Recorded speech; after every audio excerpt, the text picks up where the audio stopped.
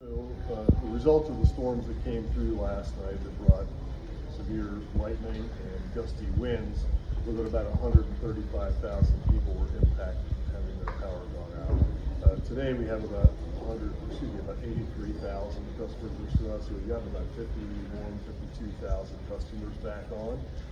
We will continue that work for as long as it takes until we get every customer back in service. We have some additional help coming from outside, contract crews. They arrived first thing this morning, 35 additional crews to help our existing Memphis Light Gas and Water crews. This afternoon we'll have a total of 62 contractor crews here and a large number of tree trimming crews. I don't have the exact number that will help clear the way. The predominant number of outages are caused by a couple of things. First, some lightning hit our substations, causing them to trip offline. We have those back on. Those substations serve very large areas of the city. The second was gusty winds that just knocked down power lines and power poles. One of the examples I gave is that Winchester Boulevard has 11 poles in a row and all of the associated power lines along the ground from just winds. And the third impact is really from vegetation.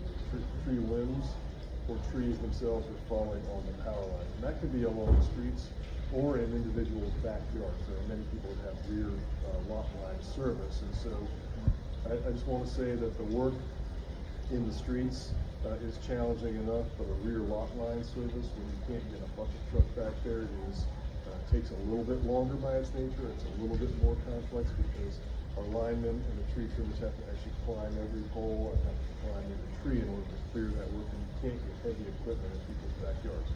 So what I would ask is if you have rear lot line service that you are out, please make sure that your backyard is accessible. Please make sure our crews can get there, that you put your dogs up, and that you eliminate any other hazards there, and that you, allow our folks to get back there and do their work so that they can get your power lines quickly.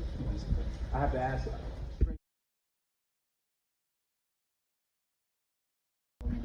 Well, it's a concern in two fronts. Number one, it's a concern for our customers. So I know we'll work with the city and the county and their emergency management agencies to make sure that we have cooling centers available. During the day, there's a lot of places where people can go to get cooler. If your local retail store or shopping mall or at your place of worship.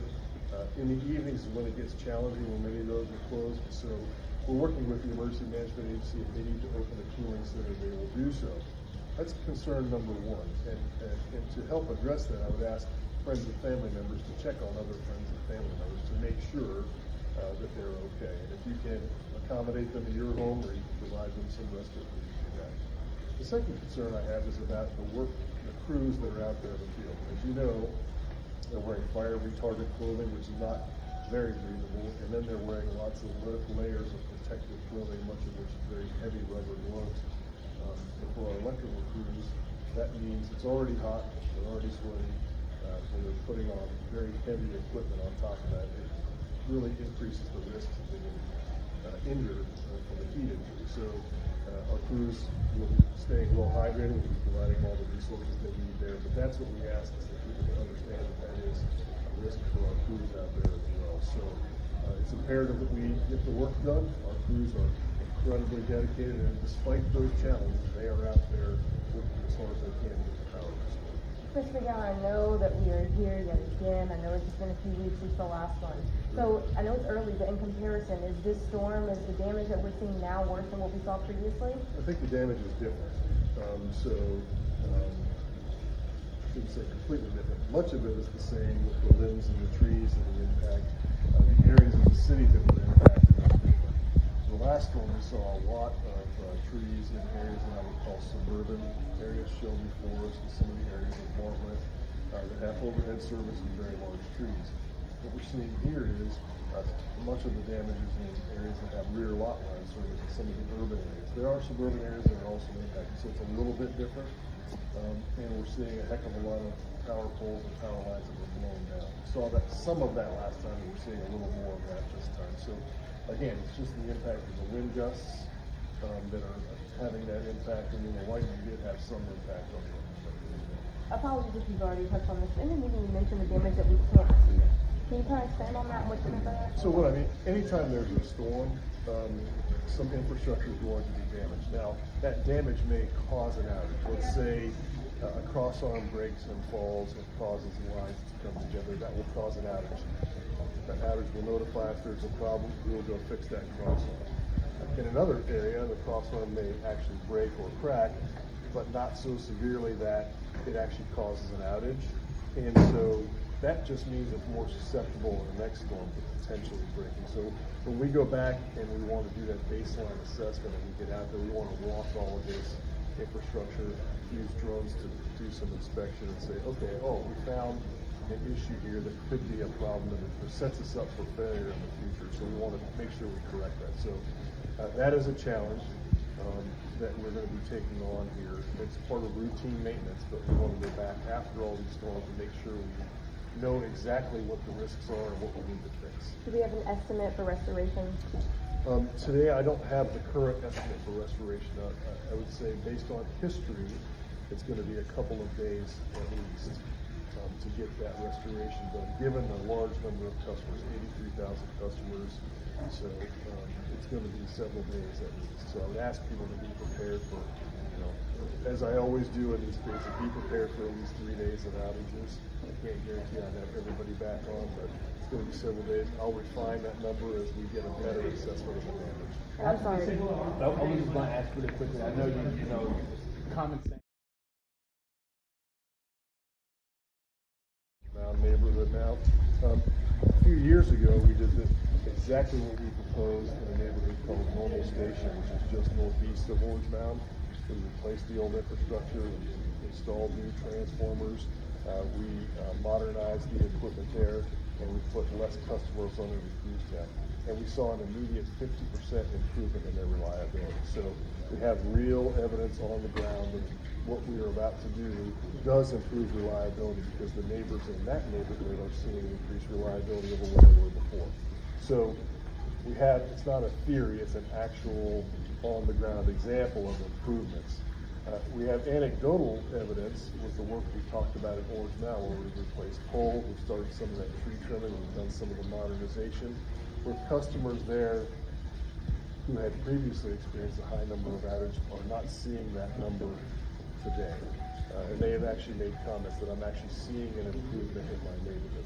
Not everybody, because their work's not done, but certain customers. That gives me optimism and should give everybody hope that this work actually will make a difference to our customers.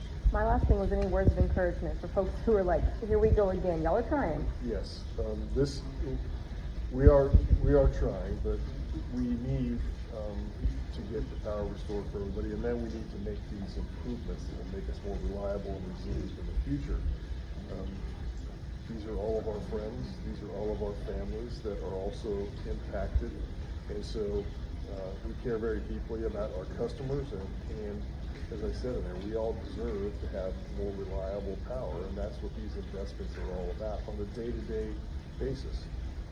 The severity of some of these storms, as you heard one of the commissioners talk about, what do we do about these very large trees that get uprooted? How do you ever address that? So that's a challenge we all have to take on, and we're going to have to look at what those hazards are across the city and see if there's a different approach to addressing those. So I know it's frustrating right now. I've said that 14 days ago that it was frustrating, and I understand that. I feel it personally.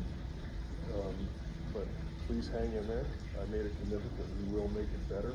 The improvements that I talked about today, I have evidence based on recent improvements that it actually does work. If we can get clear of the storm restoration efforts, it will help us get some of that work done. So I appreciate you guys helping to put the word out. Any other questions? One last question. You walked through that four-prong approach. Some of that's long-term, like the multi-50 2045. Some of that you said is within the next few years. Can you give us a summary of what those next few years look like? Sure. So the next few years are Memphis Lake Gas and Water Rate Holder Plan that's called for replacement of a large number of wood poles, replacement of some aging infrastructure, some underground and overhead infrastructure. All of that work was slated to be completed by 2024.